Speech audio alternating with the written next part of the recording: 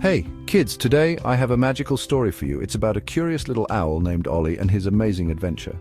Once upon a time, in a quiet forest filled with tall trees and whispering winds, there lived Ollie the owl. Ollie wasn't like other owls. He loved to stay up during the day, exploring and asking questions. One evening, as Ollie looked up at the twinkling stars, he noticed something strange. One of the stars was flickering. Then with a soft whoosh, it fell from the sky and landed deep in the forest. "Oh, no!" Ollie cried. "The stars can't just disappear. I must find it!" Without hesitation, Ollie spread his wings and flew into the dark forest. The forest was full of mysterious sounds, the rustle of leaves, the croak of frogs, but Ollie was determined.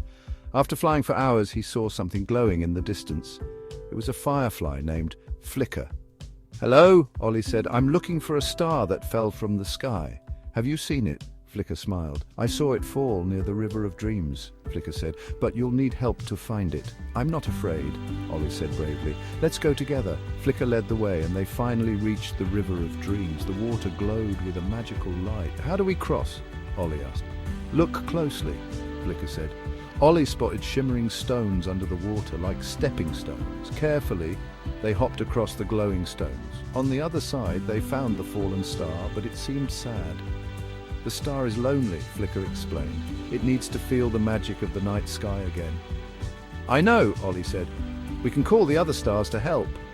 Ollie hooted loudly. "Stars, come back! A star is lost and needs your help!"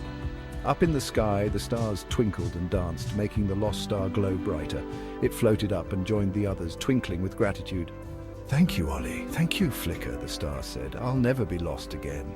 Ollie and Flicker watched the stars, feeling proud of their adventure.